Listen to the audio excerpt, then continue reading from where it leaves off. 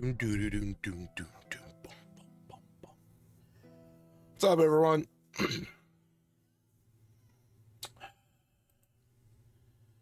Craziness.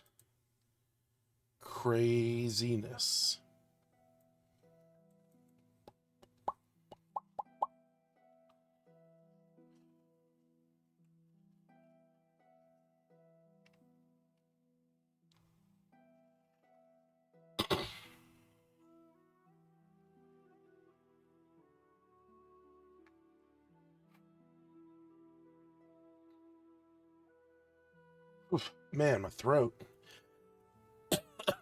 What's up, everyone? Um,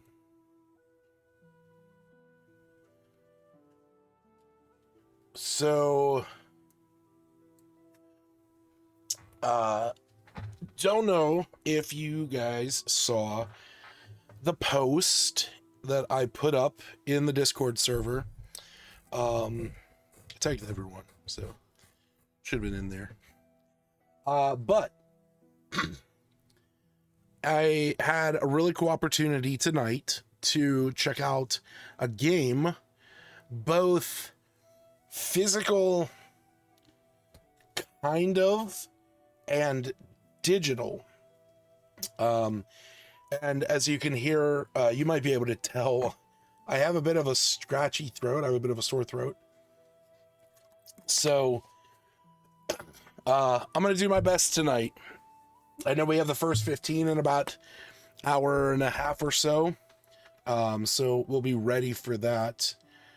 But for right now, we're just going to kind of kick through it and, see how long we get.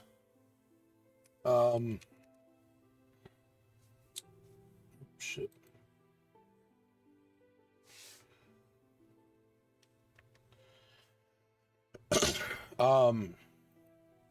So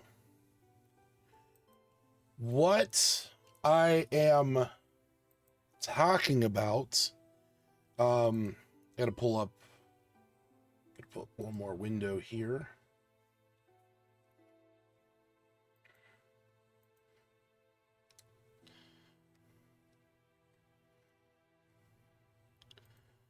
There we go.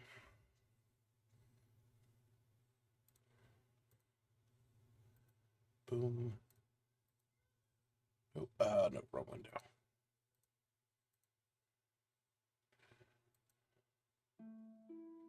Okay, weird. Weird that it's down there. All right. So yeah, like I said, if you didn't by chance see what I was referring to. Oh wait, shit, I can do it that way. Sometimes I'm an idiot. There we go. So what I was referring to is something I posted over in the Discord. And it is the fact that a gentleman who goes by the name of Sandstreams, you may have heard of me talk about him. His name's Matthias, on my other streams. He's been very cool, with the first 15. He's been, kind of involved in that because if you happen to remember from episodes past, from the first 15, where we played Sir Whoopass, Arcade Showdown, Orton Was the Case, Kung Fury, She Wants Me Dead, a bunch of different games that we played. He is actually the one who was able to get me codes for those, because he works for, he worked for a kind of indie game collective that he was able to get me some of those games. So, big shout out to him for helping us out with that. But he just reached out to me, and after catching up a bit, he explained that he is actually working with, he's kind of like doing a little bit of a side project, where he is working with the creator of a card game that is developing that card game into a video game, and it's kind of D&D-esque, and he wanted to get my opinion on the game, and he feels that there might be a little bit of the magic missing from playing a digital version of the game versus playing with physical cards and dice. Now, the game in question is what I have up here on the screen. So I'm going to share the link out. This is on DriveThruRPG by Sorchi Games. This is called The Tower of the Ice Lich, a solo dungeon card game. If you go on here, you can purchase the physical cards or the PDF or both. I purchased I purchased both. I wanted to actually get a physical set of the cards. And as you can see, this came out about 4 years ago, so it's been here for a little while. And the game has a really cool kind of like pixel look to it. As you can see with the images here. So this is a character, Aldous Olafsdottir. This is a room. Oh shoot! I clicked the wrong button. This next card is a room card. Then we have an event card, and then we have a lich card. So I he was telling me a bit about this and explained that they want to come out with this video game version of it, and wanted me to check it out because I play D&D, and that's kind of my area of preference in a way, and wanted to see if I could kind of speak to that feeling that they have where it feels like that magic is almost lost in a way. So I was all for this. I think it's a cool idea, but I could not do it justice without first experiencing the game myself. So like I said, I went through and I purchased the cards and the PDF, and I actually looked up a video, which is linked right here, by the Dungeon Dive. He has now hunted down a great evil. Pause. Which really cool channel. I actually ended up watching a couple of his videos. But if you want to check this out, he goes into a pretty good explanation about the game itself, and kind of shows how to set it up, and didn't mean to click that. Shows how to set it up and what the general play of it is. So after I watched that video that I bought it, because I was like, all right, well, this looks really cool, and I want to give this game credit for what it's worth. But I got to thinking to myself, well, what if I want to play this game now? What if I wanted to play it tonight? And the more and more I was thinking about that as I'm watching this video, I remembered that I have made card games in the past on playingcards.io. So I went through with the PDF that I purchased, and I made copies of all 88 cards, and I created a digital version of the game. Now, it's kind of a lot of chaos going on this screen right now. Can I do a dark mode? That'd be better. Oh shit, that's so much better. Okay, cool. So it's kind of, it's pretty overwhelming if you're just looking at this right here and now. So I figured we can go over the rules, which are actually free. If you go under the preview on DriveThruRPG, you can actually get this PDF on the right that you can check out the, everything. It actually lists all the cards, and even explains the expansions as well. By the way, I did not get the expansions. I only have the base game. So keep that in mind. Now, thing is, I haven't actually read these, so we're going to read them together.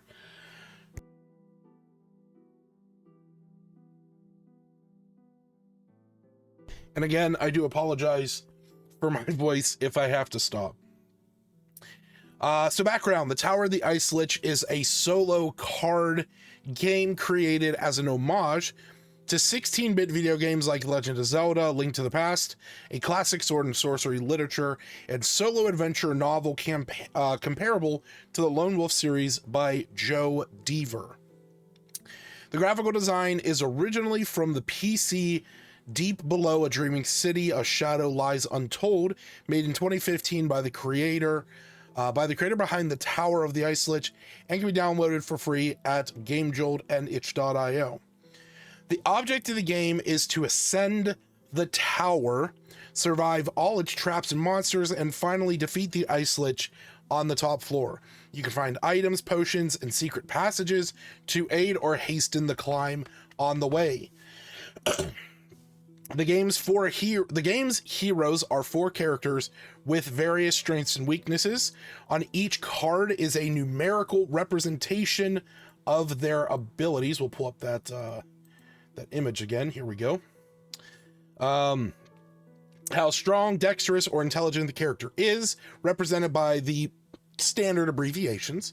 These can only be increased with the help of magical items.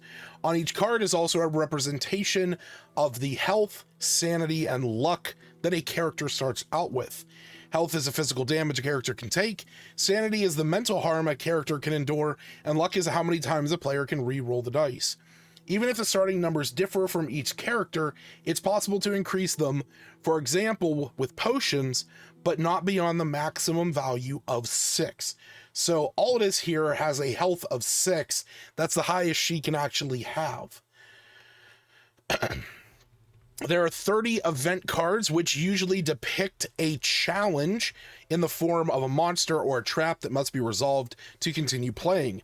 However, an event card could also contain an item, a secret door, or even narrative flavor. The so-called fabulous treasures of myth come in the form of items that either boost the character's strength, dex, or intelligence long-term, or function as a one-time bonus to health, sanity, or luck. There are 9 Lich cards, which detail a unique attack that the Lich can make in the final battle, the last phase of the game. And there are 30 room cards. Each room card describes a room in the tower. Each room is either a forced or voluntary challenge, and in some cases, just a narrative element that does not need to be resolved by the player to progress.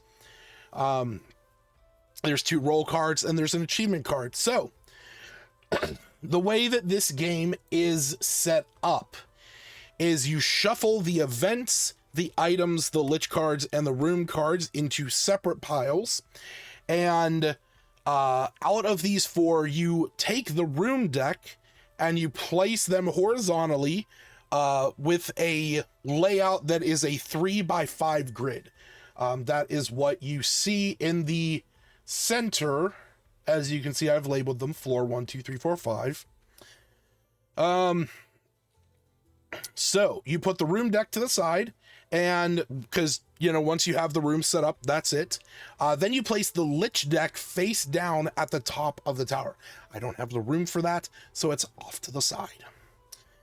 Then you place the event cards and item decks face down beside the tower, and you choose a character and place it below the tower. Again, ours is off to the side. So the next part is optional. Depending on your available 6-sided dice, place 1 close to the Lich deck if you have at least 6 dice. This will be used at the end of the game to track how much damage the Ice Lich has taken. Place another 3 on the top of sanity, health, and luck squares on the character card with the right number indicated. These will be used to track it. So what they're referring to is, you can, if you actually print these out, they are sized almost perfectly to fit standard 6-sided dice just sitting on that. So it's kind of like how in Magic the Gathering, you might use a D6 as like a counter token, or you might use a D20, like a roll down D20 as a life counter. So it's just kind of the same thing. You just have your dice sitting there on the table. Now, I will say, totally forgot. So to add a life counter to the Lich. So we need to throw this over here. Is that centered? It's probably about as centered as I can get. All right, let's 1205 and 370. Nope, not 37. 370. There we go. We're gonna have to change this.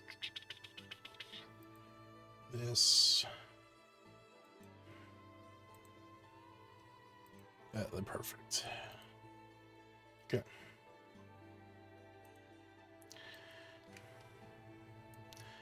All right.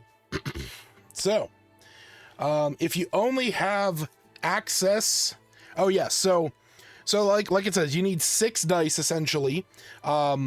So you would have the 3 that would be on your player card. You would then have the 1 used for the Lich, who's all the way down here. And then you would have your other 2, which is why I have 2 big ass dice right here. These are really all you need. You just need 2 D6s. So pretty simple. And you can use a piece of paper and a pen to track everything else. As we have shown on here, we just have counters, so it totally works. So, excuse me. The way that the game works is once you have set it up, so we're going to hit new game, and there we go. So look at that. We're playing as Aldous. Challenges in the Tower of the Ice Lich are resolved by rolling 2 6-sided dice, adding the value of the relevant ability to the roll, depending on the challenge. And if your result is a 9 or higher, you succeed. Bear in mind that magic items can increase the ability. It is through resolving this kind of roll that you progress through the game. If you fail a challenge, the character takes damage in either health or sanity, and in some cases, even luck, with the value indicated by the challenge. When a character's health reaches 0, they die. When their sanity reaches 0, they go insane, and in both cases, the game is over at that point. Luck has another function. Each time you fail a roll, you can spend 1 luck to re-roll the dice. You can continue doing so as long as you have luck left, but each time costs 1 luck. Pick one of the room cards in the lowest floor of the tower that you've created, turn it face up, and resolve the challenge. When you're done, pick up an event card, resolve it, and place it on the side in a discard pile. I actually have mine set up so that they are like you can place the events next to them just to kind of keep things in order. And then, sorry, my mind just blanked. When you finish the room and the event card, pick another room on the same floor and repeat. You must finish all rooms, including their events, on a floor before progressing to the others, or to the next floor. If not, the room or the event states the opposite. If not, the room or the event states the opposite. So there are some cards where it's like, hey, you found a hidden chamber that allows you to go up. So, you can just go to the next floor. Sometimes you can pick up an item from the item card deck. You can carry a maximum of 3 items. So if you find something that suits you better, place the discarded item at the bottom of the item card deck. We just have an item discard over here. And as it says, this is the same for used potions. If you successfully survive climbing the entire tower, it is time to face the Ice Lich in a final battle. Pick up the top card of the face-down Lich deck. The Lich card's unique challenges resolved in the same way as all the other cards. The difference is that after you resolve the challenge, you return the card to the deck, reshuffle it, and repeat by picking up the top card. Ugh, excuse me. Oh man, I should probably put a button... If that's the case, can I, if I'm not mistaken, yeah, recall and shuffle.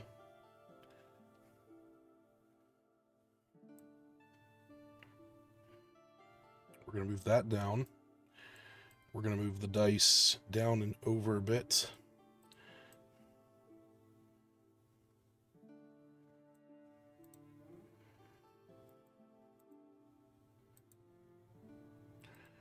All right, so that would be...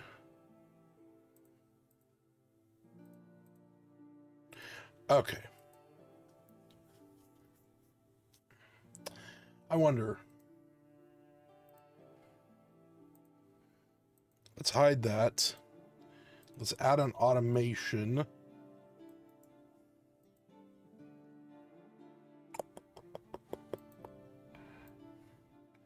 You know what? We'll move this up.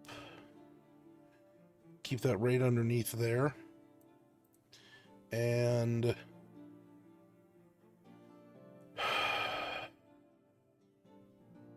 can make this smaller. Ooh, actually, I kind of like that. Not gonna lie, I like that.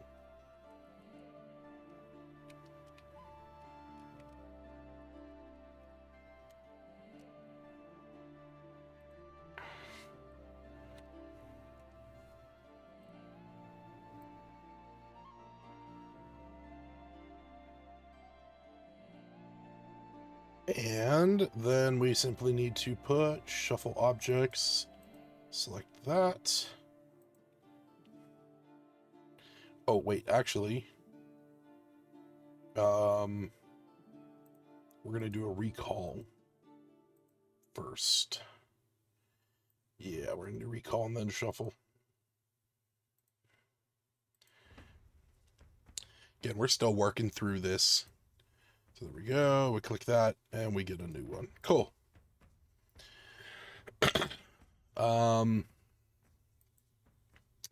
Does it actually say how many hit points? Okay, cool. So the Lich has 6. So when we go under new game, change counter, we don't want this actually included. We actually want change counter to be changing this to 6.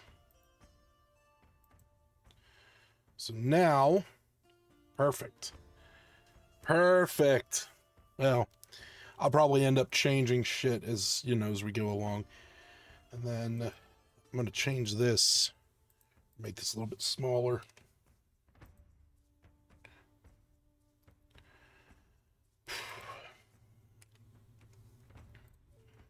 We're going to put you down in the corner.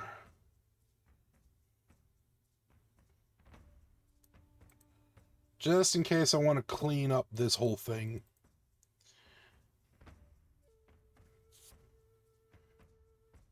And you know what? Just to even things out, let's do that.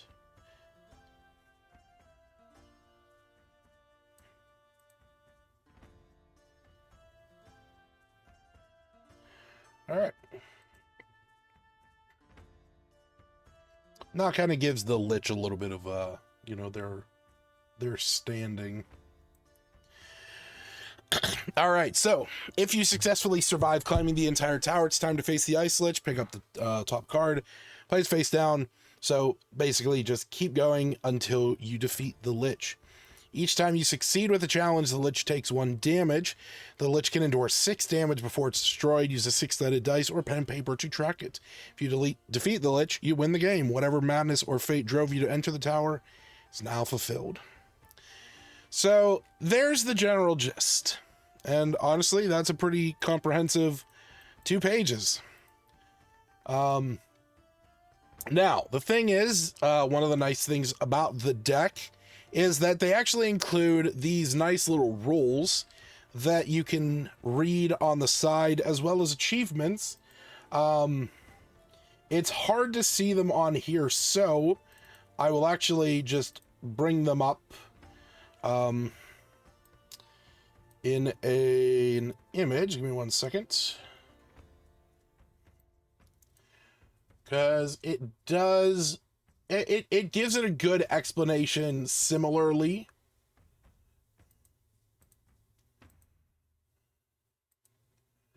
There we go. So, like I said, this does a pretty good job explaining the rules. So, rule summary 1. The goal of the game is to climb the tower, defeat the Ice Lich. You choose a character. It explains about their strength, dex, and intelligence. Abilities can be increased with magic items. You can carry 3 items.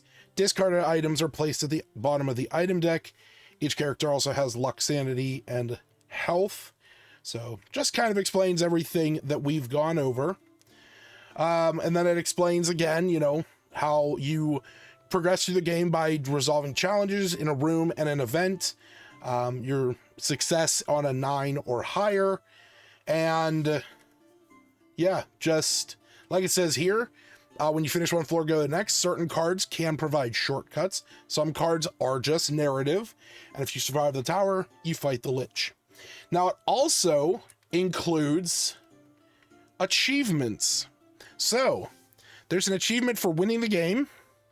There's an achievement for doing a 4-room, 5-level tower, which wouldn't be hard for me to recreate on here, but would definitely be another challenge. Win with all characters one after another. So you'd have to win 4 towers in a row. Win without picking up items. Win on hard mode, where the success is on a 10+, not a 9+. And win on nightmare, where it's a 10+ success and health and sanity damage is doubled. So the version I've set up here has these. They're just kind of, you know, listed on the side just for reference in case you want to see it. Now the thing is, I will be I'll be posting the link for this in my Discord as a player as like a player-based thing. So if you do want to check this out, that will be on there sometime after tonight. Oh shit, I wasn't showing anything. My god, my bad. There we go. This is what I was referring to. Yeah, these little rules and stuff. So, I think before we jump into the video game version, we should probably play a version of this, because the video game version is a little bit different. So, I think we should start up. And who are we playing as? We're playing as Aldous. So what is Aldis's reasoning for this? The Ice Lich killed my father and I will avenge him. All right, and we're going to go into full screen mode. Oh, wait, maybe not. Hold on. Just got to adjust that up a bit. Perfect.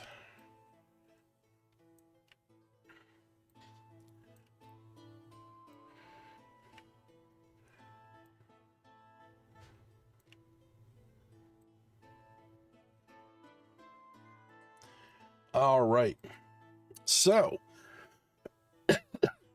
we are playing as Aldous Olaf daughter. The Ice Lich killed my father, Olaf. I will avenge him. So we have a 3 in strength. We have a 2 in dex and a 1 in intelligence. We also have a 6 health, 5 sanity, and 4 in luck. So guess we're going into the first room. Here we go. The fountain of blood dominates the room, surrounded by flaming braziers and the overwhelming stench of wet, succulent iron. You can drink a handful of the warm blood if you'd like. If you do so, you gain 1 health, but suffer 1 sanity. Well, we can't go higher than 6 health, and we haven't taken any damage, so no sense in that. So we're going to draw an event card. Between the rooms. So here's the way that it works. Like, when you travel from room to room, that's where the events happen. Between the rooms is an alcove with a large dragon skull. You deduct that the creature, when alive, must have the size of at least 2 houses. Someone has, though, used the skull for target practice, placing a huge bolt squarely between the middle of its eyes. So somebody shot this thing with a crossbow bolt, and yeah, that's it. For what it's worth, this is one of those narrative cards where you have a room with a blood fountain, and there's a skull in the next room with a bolt in it, and that's it. So far, so good. All right, we're going on to the next room.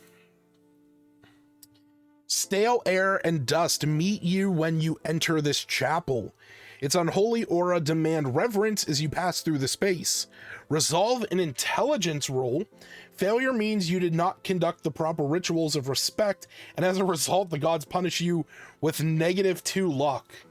Okay.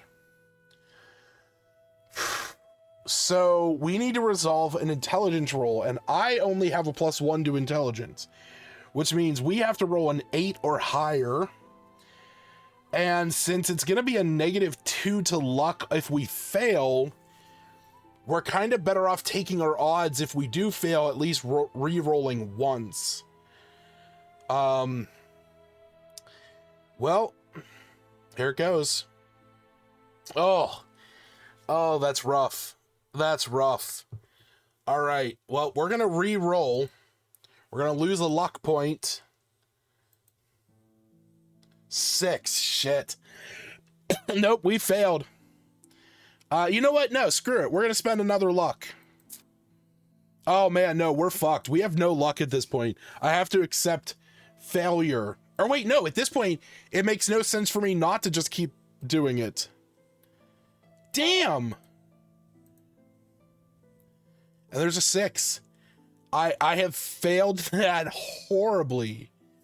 What would have been my next dice roll? Jesus. Can I even get there's at least a 7. My God. Oh, there's an 11. Shit. All right, well, we have no more luck. We're on our own unless we find some kind of potion or something like that. All right. What is on the wall? Oh, here we go. Mirror on the wall. So gazing into the small mirror on the wall, you see a tired and haunted face looking back at you. You're taken aback momentarily, perceiving the mirror as cursed or depicting a monster. Then you realize it's just your haggard face marked by the perilous journey. Oh man, that's rough. That's rough. Oh, that's okay. All right, we're moving on to the next room. On each side of the thin bridge is a dark, deep abyss where a constant moaning can be heard from its unseen bottom. The sound is almost unbearable, but there is no other way around, or no other way forward. Resolve an intelligence roll. If you fail, you take -2 insanity.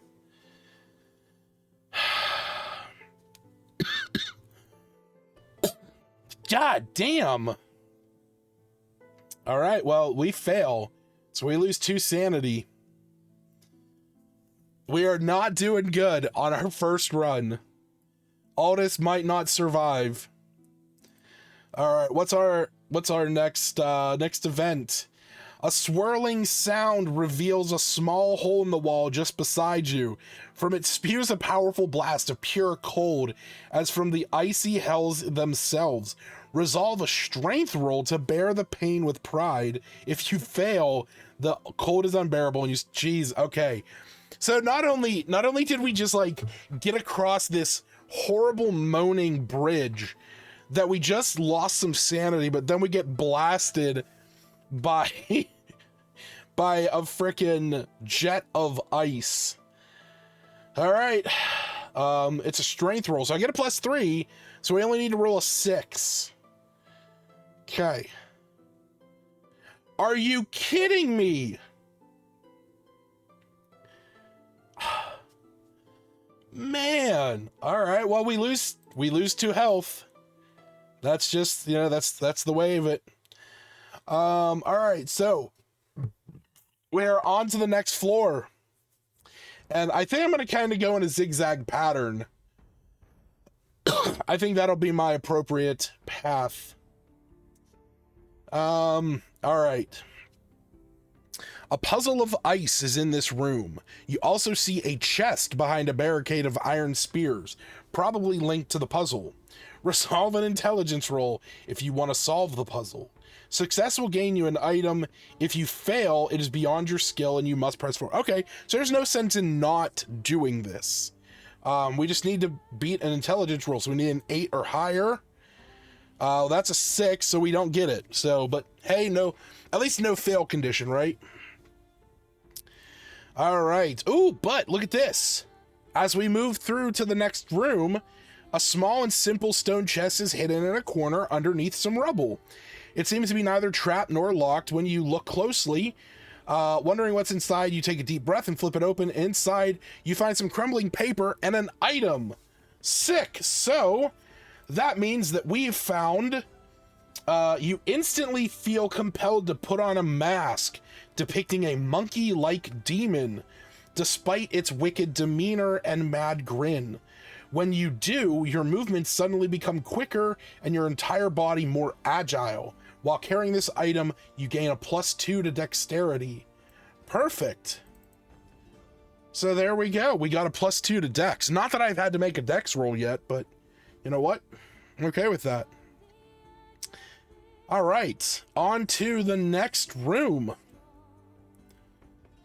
Weirdly warm, this room contains a patch of grass filled with poisonous mushrooms, heavy with spores. Resolve a dex roll to progress through the room carefully. If you fail, you unintentionally breathe in some spores and suffer 2 sanity as you stumble forward. All right, so we have a +4 to dexterity. So that means that we only need to roll 5. This is going to be rough if we fail. Hey, there we go. We succeed. We succeed. Perfect. All right. So we don't lose any of our sanity. What is our event? On display is an ancient decaying scroll. The partly exposed roll reveals a parade of demons or devils, each unique and indescribably weird. Each one dances with mad glee, celebrating some horrible event best left to the imagination. With a shiver, you move on. I like this. You know what? I really like these where it's just like a narrative thing of like, you know, there's a mirror, there's a dragon skull, there's this, you know, weird scroll on the wall. I actually really like that because it just kind of adds flavor where otherwise you'd have something always happening. I think that's pretty interesting. All right, the next room. The pit contains a pile of rotting bodies. Most of them are frozen solid. Resolve a dex roll if you want to descend into the pit and loot the baddies. If you succeed, take 1 item. If you fail, you slip and fall. Well, we have a +4 to stealth because we're the mad monkey god now. So, you know, we're 100% doing this. We got a +4. We only need a 5. There we go. We got it. We got down. And what did we find? The eye of this small wand follows your every move. And in those few quiet moments you have, it whispers. It tells you answers to things forbidden and best left unexplored. Also, your thoughts seem clearer and sharper now. While carrying this item, you have a +2 to intelligence. Perfect! That is great. Where was this item? Where was this item on the first floor? Well, it was clearly on the second floor, but I needed it now. Jeez, oh man. Well, that's not bad. Now we have a +3 to both strength and intelligence, and a +4 to dex, so we're doing pretty well. We still have no luck. Kind of hoping there might be a luck potion in our, in our way at some point, but I guess we'll have to find out. All right, fun way to do. So yeah, no, this would be a really fun way to honestly just design a dungeon. Truth be told, I would love to like use these room cards to like populate a dungeon, because I think that would be really interesting. Take like 5 or 6 of them. You could make, I mean, there's 30 rooms. If you do that, you could make like 5 or 6 levels of a dungeon. All right, we're moving on to a next event, the macabre art. Someone has built a column of severed heads in an adjacent alcove to your room. It's almost twice your height, and the empty eye sockets seem to judge you silently. You notice a gap indicating that one of the heads has recently been removed. Oh, interesting. All right, well, we are moving on to the 3rd floor. We are almost halfway through. There is a fully functioning alchemy laboratory at one end of the room. Resolve an intelligence roll to interact with the instruments if you like. With success, you create an elixir that heals you for 2 health. If you fail, the poisonous fumes give you a headache. So I imagine that my character right now, they have this mask on. They have this wand that's like making them more clear. And I imagine entering this room and being like looking at the wand and saying, "You know how to make the potions, yes? Good. Help me make the potions." And the wand is, trying to aid you in it. So we have a +3, so we need to roll at least a 6 or higher. Hey! There we go.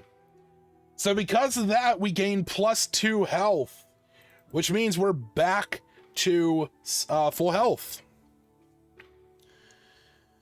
Can't help but compare it to the game I showed for Darrington during PAX. It's marketed as a TTRPG without a GM. So different from each other, though. Yeah. All right. Our next event between these rooms. After closely investigating this chest, you discover it is trapped with a spring-loaded blade. Roll an intelligence roll. Resolve an intelligence roll if you'd like to disarm it. Success will yield an item, but if you fail, it destroys the contents and pierces you for 1 health. No sense in not doing it. So an intelligence roll, so we need a 6 or higher. Damn. Well, there goes the item. And 1 health. But no big deal. We were just put back to max. All right. We are officially halfway through the tower. A statue stands alone in a room where sharp, menacing spears protrude from every inch of the floor. The pointy heads are everywhere and at all angles, and you must be mindful of each step forward. Resolve a dex roll. If you fail, you pierce your foot. All right, we got a +4, so we only need a 5. Hey, perfect. We succeed. All right, what is the event? Gas blast trap. Well, that's similar to the cold blast. Hearing a loud puffing sound, you discover you triggered a trap with poisonous mind-altering gas. Resolve a strength roll to hold your breath. If you fail, you lose 1 sanity. All right, so we got to roll a 6 or higher. Perfect. All right, well, we don't lose any sanity, and we can move on to the next room. You seem to have entered a dusty room, packed to the roof with old furniture. Looking around, you suddenly find a small locked chest. Resolve a dex roll, and if you would like to lockpick it, if you fail, the lock is beyond your tools and skills. If you succeed, you get an item. No sense in not. We have a +4 to dex, so we only need to roll a 5 or higher. Bam. So we get an item. What do we get? This potion smells like a mix of strawberries and fresh blood. It sizzles and bubbles like boiling water, but it's cold to the touch. You can consume it anytime you'd like, and it'll then restore 2 hit points. Perfect. Nice health potion. We'll use it later when we need it. We might need it now. Spear trap. As you pass through the room, one tile clicks under, or as you step on it. From one breath to another, you see 3 spears swiftly coming at you from the holes in the walls. Resolve a dex roll to avoid them. With a fail, you suffer 2 health. All right. We need a 6 or higher. Or no, we need a 5 or higher. Bam! We do not take damage. God, all right. So we're moving up to floor 4. That's right. Here we come, Lich. We're coming for you. An archway made from pristine orange crystal is in the middle of the room. You've heard of sorcerers using magical doors to other places and realities beyond time and known space. It's inactive now, and you have no idea how to turn it on. I'm okay with that. I'm okay with that. But what is our event? An ice imp. Fast as lightning, a small, disgusting imp darts around you, trying to find an opening to bite your leg with its dirty teeth. Resolve a dex roll to kick it to death. If you fail, it bites you for 1 health. Throw it to the ground and crush it with your foot. All right, we need that 5. Hell yeah! It's dead. Fuck you, ice imp. I was gonna say, floor 1 was rough for us. But you know what? We started ticking along after that. All right, the ice imp is dead. We're on to the next room. This icy kitchen has a large cupboard with stuck floors. Resolve the strength roll if you like. If you succeed, you can pry the doors open and find frozen food that heals you for 2 health. If you fail, you pull too hard and it falls on top of you, crushing you. Well, we got a 3 in strength. We're pretty strong. We only need a 6. Booyah! There we go. We're healed for 2, but obviously the max you can go up to is 6. So we are back to full health, and we have a health potion just in case. All right, the next event, Prismatic Trap. You see an iridescent crystal quickly rising from a hole in the floor. It starts spinning maddeningly, overflowing the room with psychedelic flashing light. Resolve an intelligence roll to withstand the effects of its confusing effect. If you fail, you suffer 2 sanity. All right, we need a 6 or higher. Oh, yes! We are doing so good at this point. All right, we're on to the last room of floor 4.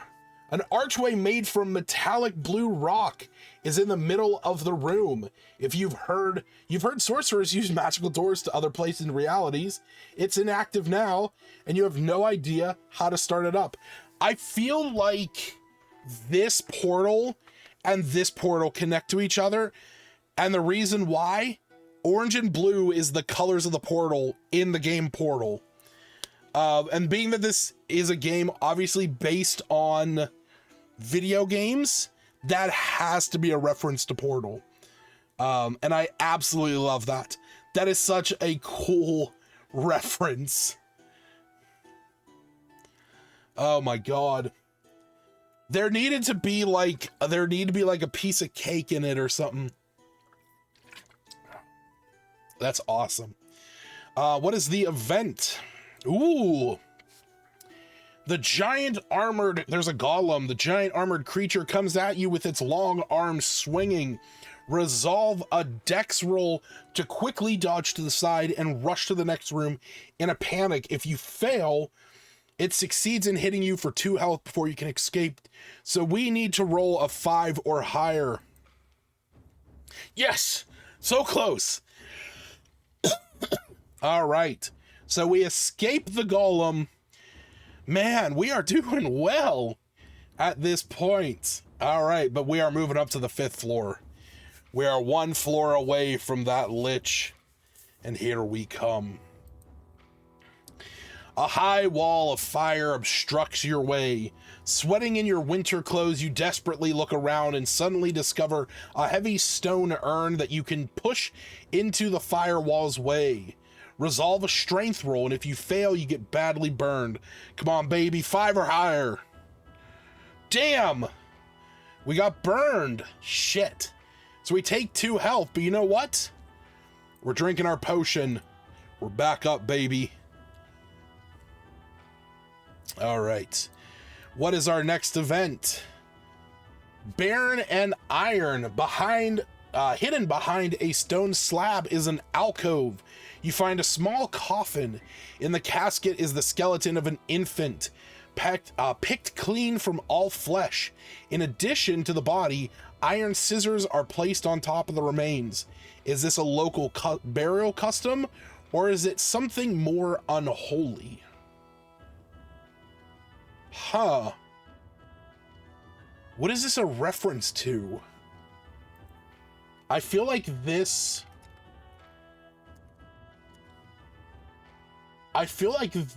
is a reference to something.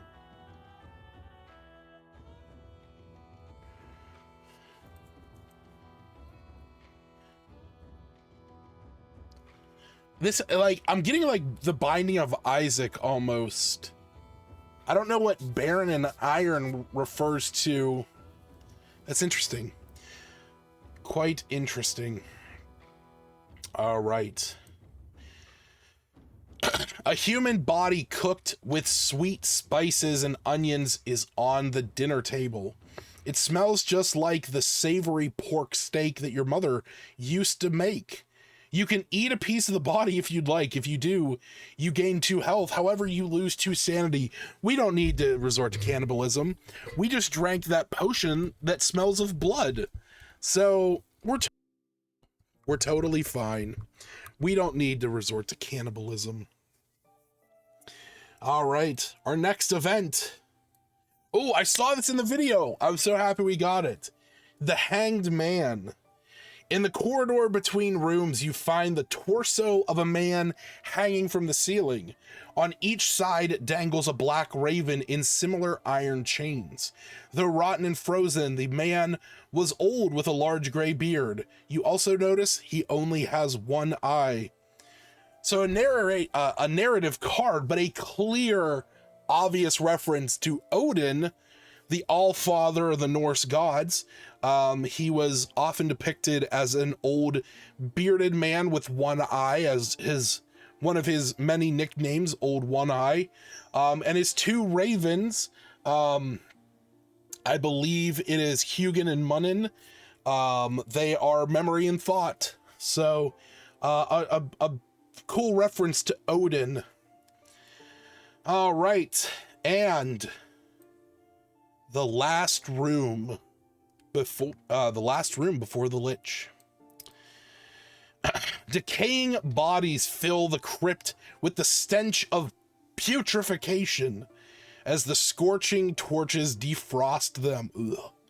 As you navigate the room, you try to cover your face with your arm to avoid getting violently sick. Resolve a strength roll or fail and vomit blood for 1 health.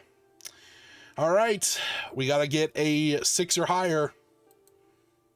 Hell yeah, we don't vomit blood. But what is our last event leading up to the Lich? Oh, a secret door. You notice something is off with one of the walls in this room. Closer inspection reveals that part of the wall is in fact a door. Behind the false wall, you find a passage with slippery stairs leading up. Go directly to the next floor and the room directly above it. Well, we can't. But in a way we can, because we're going up anyway. Because we're going to fight the Lich. So, what is our first challenge? The sickly green light floods the chamber as the Lich tries to fill your mind with horrible apparitions. Resolve an intelligence roll to steal your mind and stride forward to strike the Lich. With success, the Lich suffers 1 damage. If you fail, you suffer 1 sanity. All right. Intelligence roll. Need a 6 or higher. Yes! So he suffers 1 damage.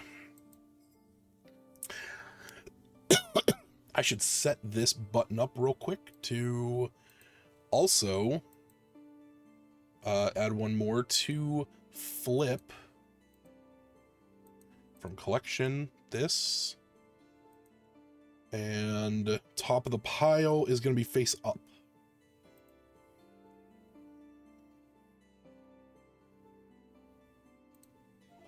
Perfect.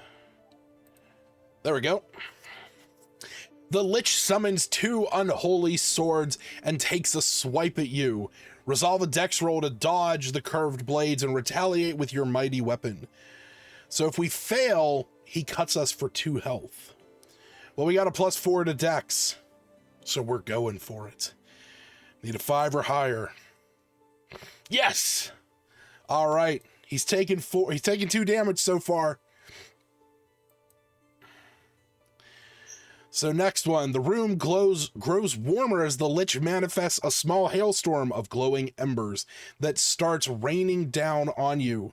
Resolve a dex roll to dodge the scorching slag and retaliate with a strike.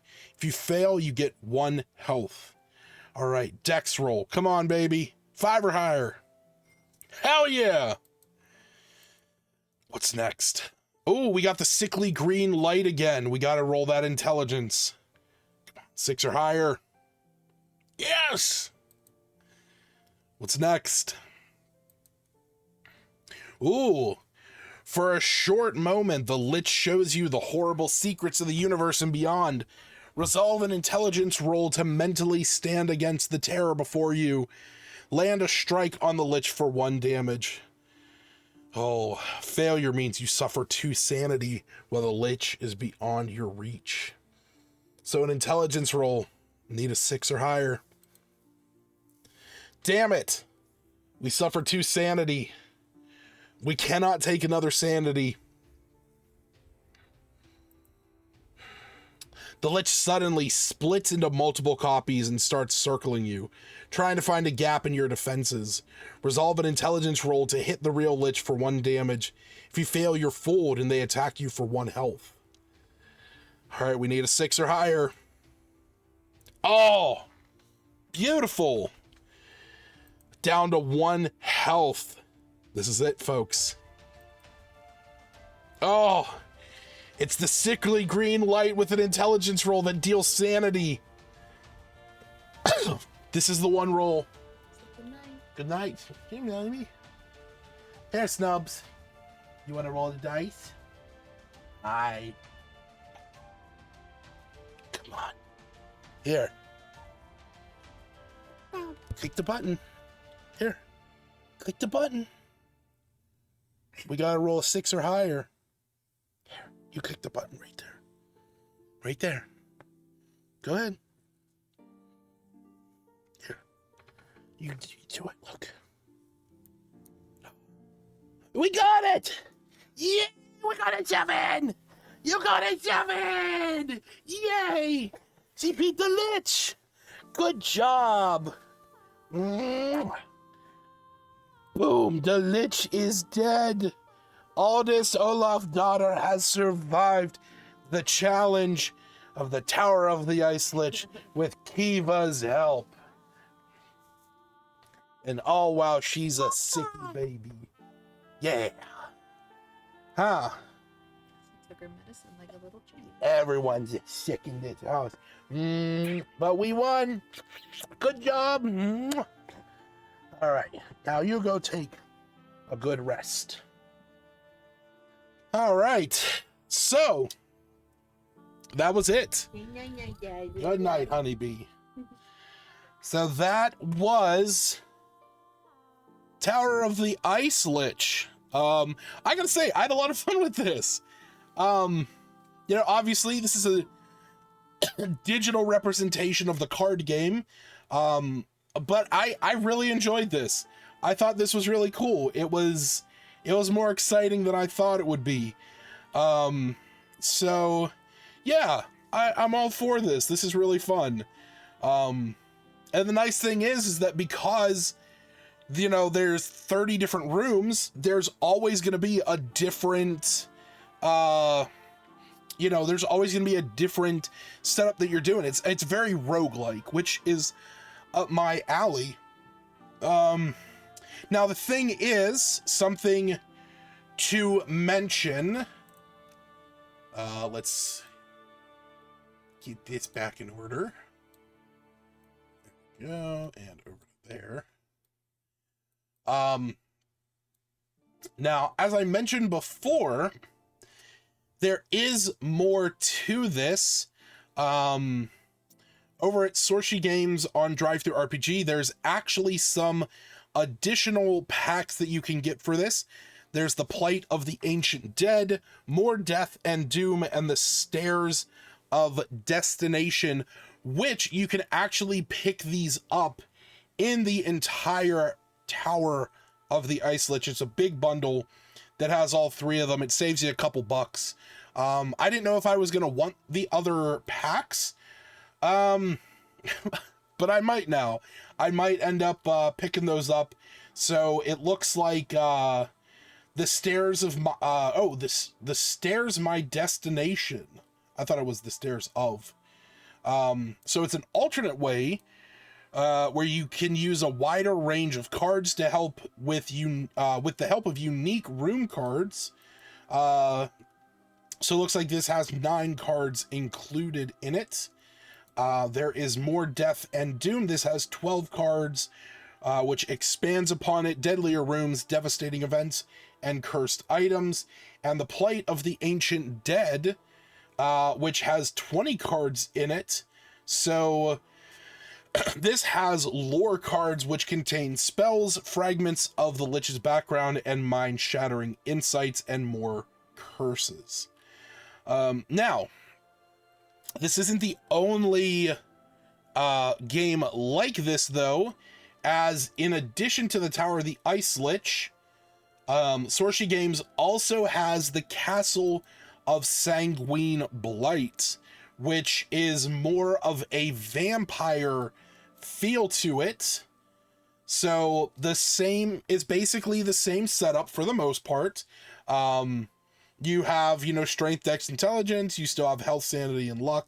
You got monsters, items, and rooms. It's a little bit of a different setup, but from what I understand, it's still very similar. There's also vampire cards instead of lich cards. That's who you're fighting, is some vampires. So I might end up picking that one up at some point as well. But I'm definitely looking forward to getting a physical copy of this. This was a lot of fun, and I think this is a pretty interesting game. Now the thing is, as I mentioned before, this is clearly a digital, this is just the card game on the computer. But in fact, we're gonna do a recall of everything. I didn't think when you mentioned it, no, I did not. I got I will say this, I did get a free copy of the beta for the video game, but I purchased the cards myself. So I purchased that and the PDF so I could get the digital cards.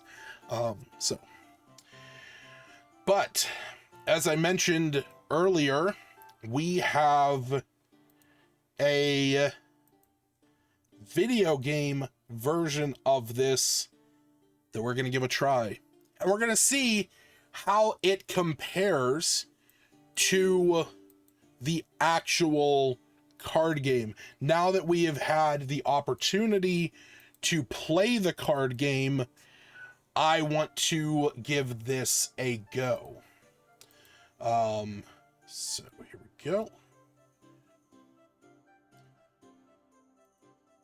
All right, so this, I believe this is a Swedish, it's a Swedish based game, but I guess Carl Erik Inquist is the writer.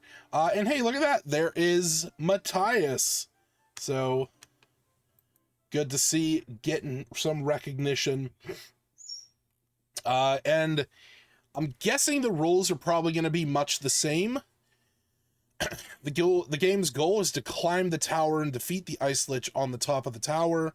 Each character has strength, dex, intelligence.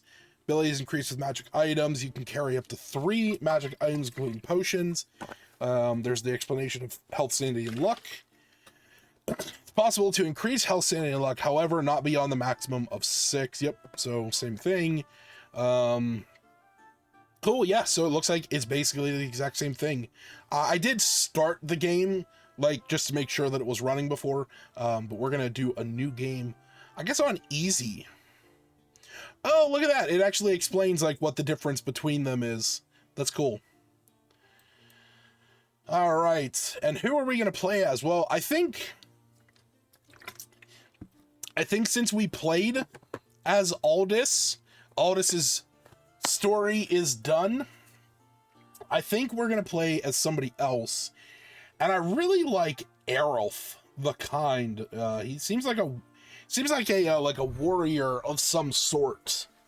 Because in my mind, I'm like, I see this as like almost like a kind of like a battle commander versus a knight, and then you have like a mage and a rogue. So I think we're gonna go with Errolf the Kind. Not too many dare to venture to the frigid north with its frozen peaks and windy hills. Few animals can endure the endless winters, and the hidden troves of warmth and green are sparse. But Errolf, he's a druid. Cool. Errolf, a shepherd of nature, sees beyond the harsh exterior. He knows its beauty, danger, and secrets. Now a growing dark presence threatens his home, an influence that corrupts the land and welcomes foreign beasts to stalk and destroy the balance of nature. The origin of this evil is an unholy creature, and his lair is a crumbling tower. Errolf, feeling the weight of his responsibility, knows that it is duty, and his alone, to cleanse this blight of all things. I just want to say, I kind of wish that there was a way to have this in the card game. Because granted, in the cards, like on, when we saw Aldis's before, it said, "The Lich killed my father, I'm here to avenge him." But Errolf simply says, "The Ice Lich is a blight on all things natural and good." I kind of like this little bit of a backstory in the video game. I think that's a really cool factor that they can have. But what is going on that screen? Okay, weird.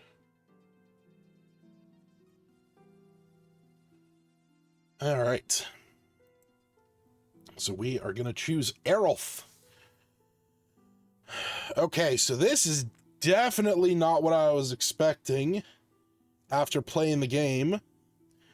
You enter the icy tower and find yourself in a crumbling but impressive entrance hall. With thick pillars supporting the cracked ceiling, the stench of unnatural corruption fills your nose. The tower is truly a blight. Suddenly you hear a voice from behind a pillar. From its shadow emerges a hooded little figure. Apparently not hostile, it congratulates you on surviving the journey and offers an item for a meager price, just some of your luck.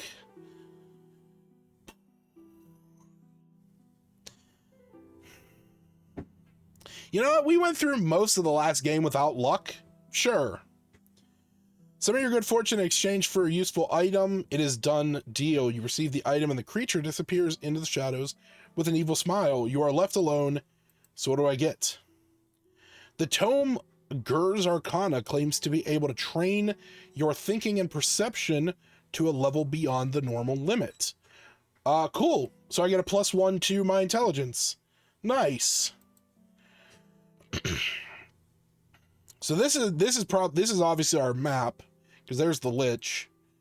So I guess it's like room, event, room. I guess that's how it's going. Large chunks of the roof have fallen and destroyed the room's interior, and beyond tiles and rocks, it seems empty. But when you're leaving the room, you spot something under a large stone among the rubble. It's a small chest with wide cracks, and you can see something shiny instead. Yeah, let's move it. Why not? We have a, it's asking for a strength roll, and we get a chest from it, so let's do it. Oh, cool. I was wondering how they were going to do dice.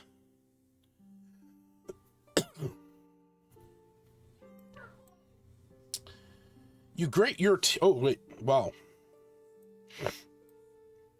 You grate your teeth and start to tip the stone. When you're almost out of breath, the stone finally falls aside with a heavy thud. Inside the chest, there is indeed something, a useful and valuable item. Ice-cold vapors rise from the sword. When you hold it, you can feel the frost creep deep along your arm, slowing your reflexes and mind, but filling your body with incredible strength. Shit. So it's a +3 to strength, a -1 to intelligence, and a -1 to dex. I guess we'll keep it for now. We just became super strong. But we are super slow. All right, so here's our next event. Oh,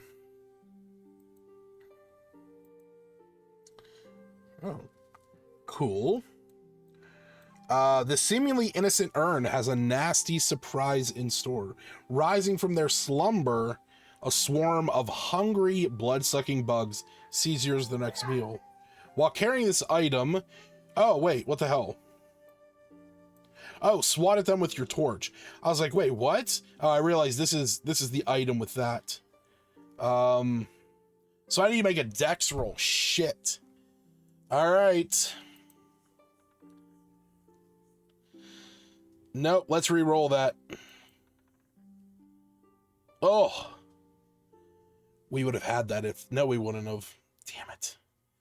No, I don't want to lose all my luck. We're going with 1 to the health.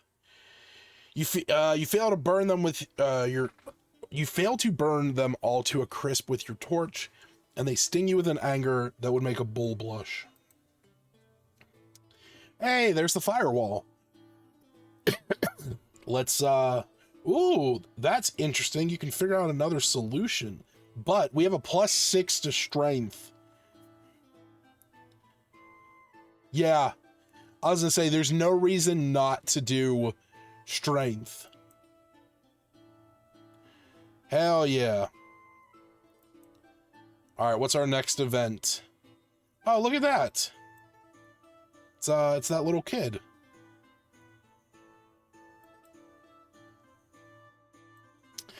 Three monoliths stand before a sacrificial pit that has not been used for a while.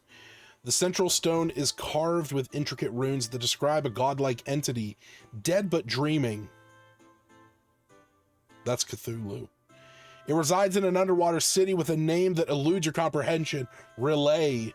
Its symbols foreign and unpronounceable in any language you know. Such a story would damage your mind any other day before this journey, but you've seen a lot, and this is nothing for you now. Let's search the bones. You climb into the pit and search among the bones for something useful, but there is just broken remains. These sacrifices were probably brought to the room naked. Interesting. You find a model of a longboat on the floor. It is sickly green with a tattered sailcloth, and the hull is made of a slippery material with a foul, cheesy smell. After a closer look, you discover to your disgust that it is toenails carefully glued together. The craftsmanship is excellent, however. That's disgusting. Oh my god. Hey, there's the portal. Oh, we saw that one before, so let's search the room. Take time to investigate the room, find nothing. However, the smell and feeling of the space are very much like that one you have before. Oh, ozone. Okay. Walking across the hallway, you step on a tile that clicks loudly. One of the statues in the room suddenly spits out a sharp dart flying towards you. Hell yeah! Oh, nice! I got an achievement for critical success to roll 2 6s. That's awesome.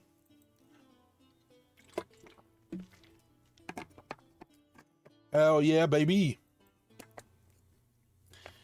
Oh, perfect. All right. Look at statue. Interesting. All right, let's see. Nope. Gonna re-roll that. Trash.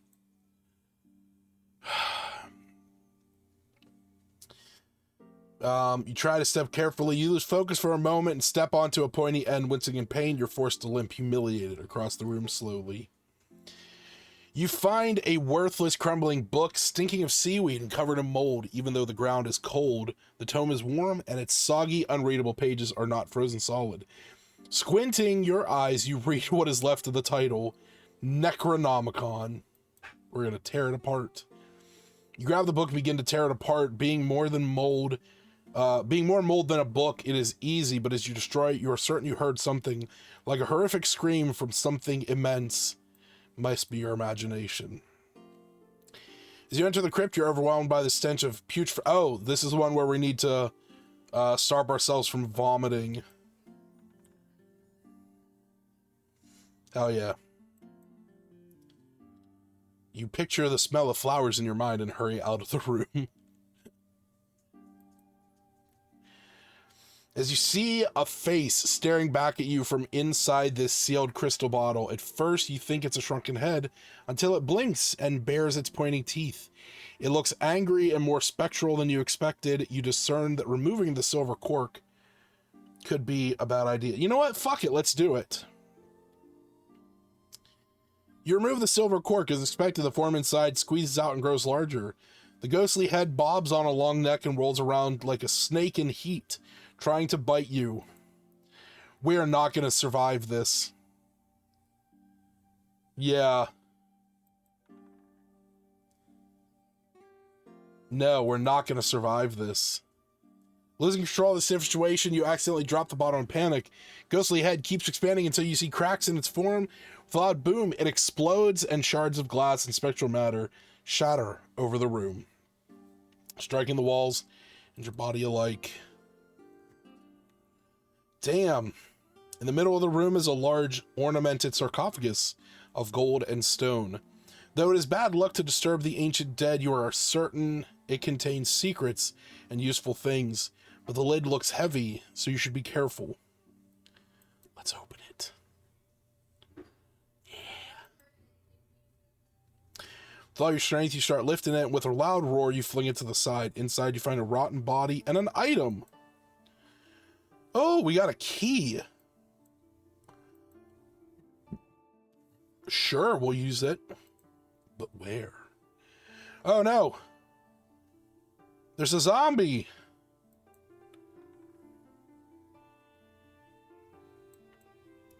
Hell yeah. You forcefully push the walking corpse away from with the butt of your weapon, take a step back, and skewer its rotting head on your weapon. Nice.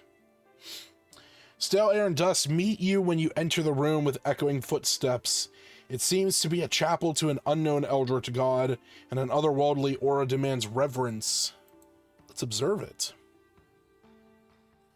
So this is an intelligence roll, and we're going to lose some sanity. Ooh. Oh no, we just lose some luck. Okay, cool. An unsettling deep sensation of external discontent grows stronger upon exiting. Cannot shake the feeling you might have offended a deity. So we just passed 3rd floor. Oh, hey, look at this.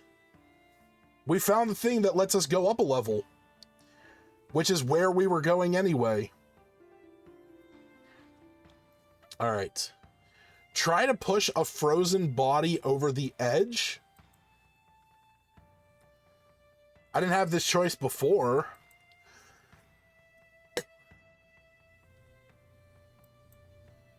You throw one of the bodies down in the darkness, and for a moment, the moaning increases until it is replaced with a quiet gnashing sound from eager mouths, accompanied by this less intrusive sound. Oh, that's sick. So that one where I was crossing the bridge and I failed the sanity check, I now threw the body down there and I fed whatever was down there. That's awesome. I actually like that it gave me more options than just the one. That's kind of cool. That would be cool if there were cards that like let you do two different things. All right, let's see if we can evade this. I don't think we can. Yeah, no, we're dead. Yep, there we go. And so ends your life. Your tender flesh will feed the creature of the tower for many days. Then your bones will be discarded into the tundra to share an icy grave with all the other forgotten weaklings. Damn. All right. Well, that was the Tower of the Ice Lich. Like I said, this stream, you know, I wanted to put this together. I wanted to try the game out, give you guys a chance to check it out. I'm super curious to see the state of the game when it's fully released. You can actually find the game. I believe you can find it. Yeah. Here it is. I was wondering where that went. You can actually find the game on Steam right there, so you can add it to your wish list. If you want, it is planned for release Q1 of 2025. Or maybe, I know that's what it says. In March, possibly in March. So, if you're curious about the game, definitely add that to your wish list. Go and check out the link on DriveThruRPG if you want to grab a copy of the cards, or if you want to get the PDF so that you can actually print them out and print them out yourself, because that is actually the way that they come originally. Is here, wait, where's be in my downloads, right? Yeah. So originally this is how the cards come. So you can actually, you can print them, you can glue them together, or you can print them double-sided, and then it gives you lines that you can cut them out. So if you're interested in playing this yourself, you want to just print your own copies. If you go to somewhere like Staples or Office Max, where they can print on cardstock, more power to you. Or, like I said, you can go to DriveThruRPG and just pick up a copy on there and support the creator that way. So just want to say thank you so much, Matthias, excuse me, for giving me this opportunity, introducing me to this game. I had a lot of fun with this version, and here's to the point of the difference between the games, because I know one of the things that he talked about was the game designers and the developers feeling like they were kind of missing something with the digital version. And if I can offer my viewpoint on that matter, I believe if there is anything missing from the video game version versus this, in my opinion, it's literally sitting there and reading the cards and having the cards as a visual medium. While I definitely feel like the video game kind of streamlined everything, because, you know, you weren't having to flip over cards, you weren't having to draw from an event deck, and it was just kind of giving you line of text and line of text and line of text. Oh, thank you so much.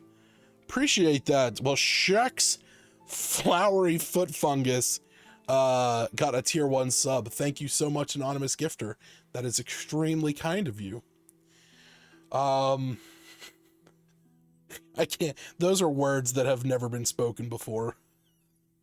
I definitely think that I think there is a difference.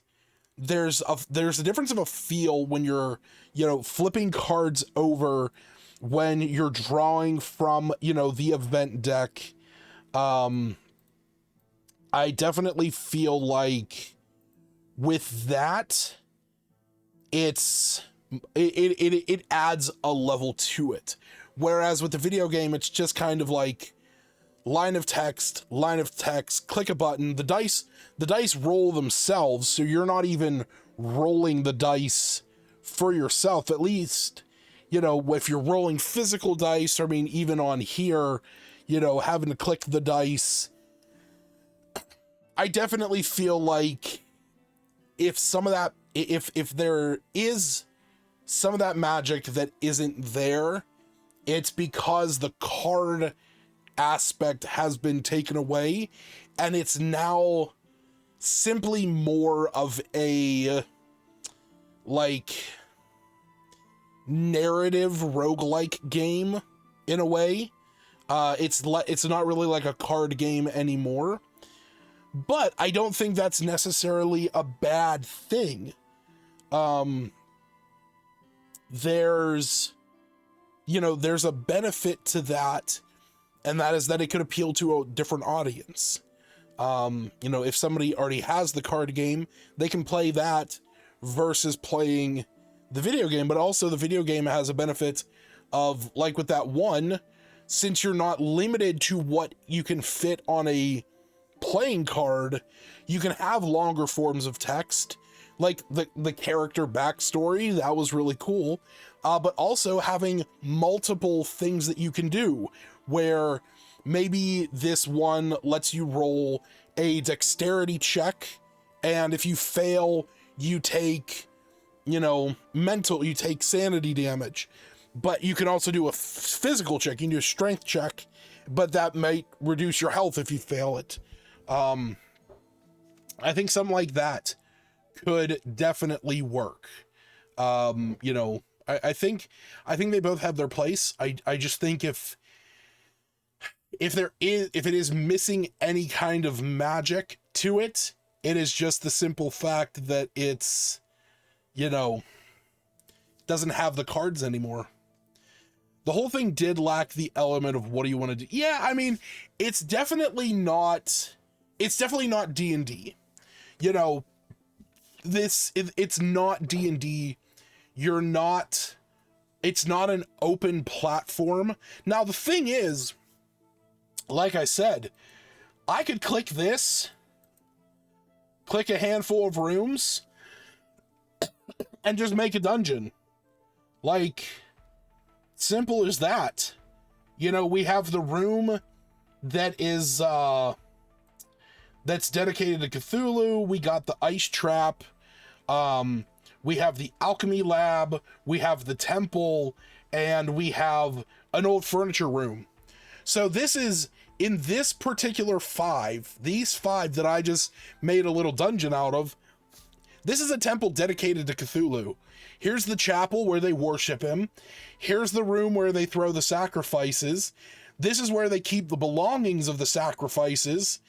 This is where they keep, like, some artifact that's dedicated to Cthulhu, and you have to do the whole ice, the ice puzzle to get to it.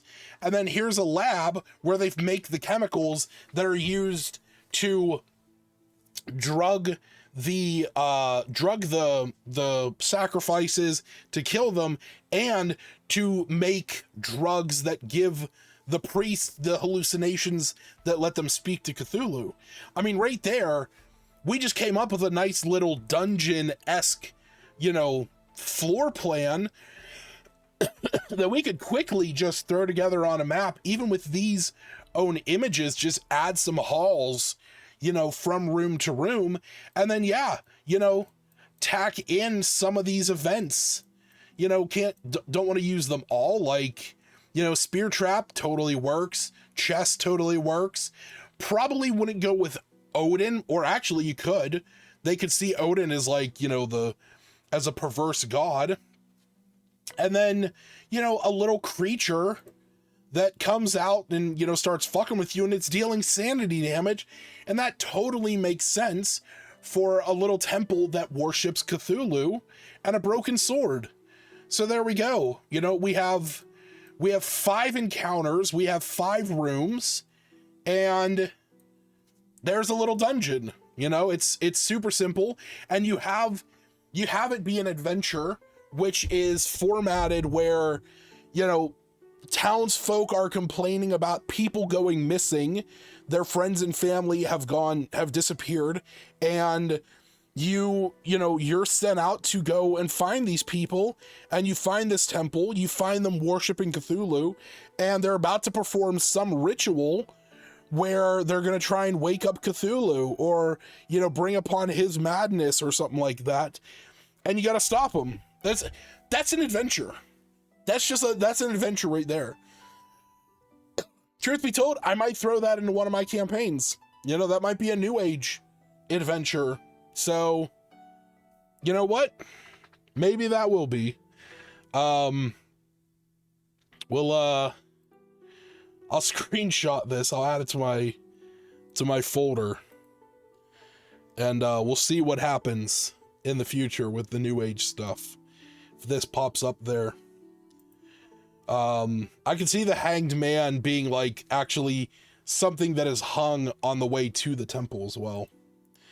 So yeah, but that's gonna be it for now, folks.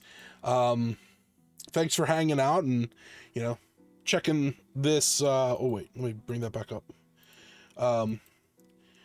Thanks for checking this cool game out that Matthias was kind enough to introduce me to and give me an opportunity to check out the video game version. Many thanks to the ever generous Matthias.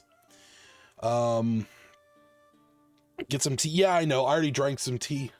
I don't need that much caffeine. But I'm gonna bounce out of here, folks. So stay tuned.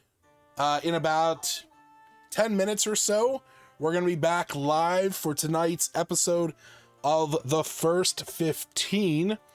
So we are jumping into that soon enough, as we're gonna be playing these 3 awesome games tonight. So join me then. I will see you guys later in about 10 minutes. Peace out, y'all.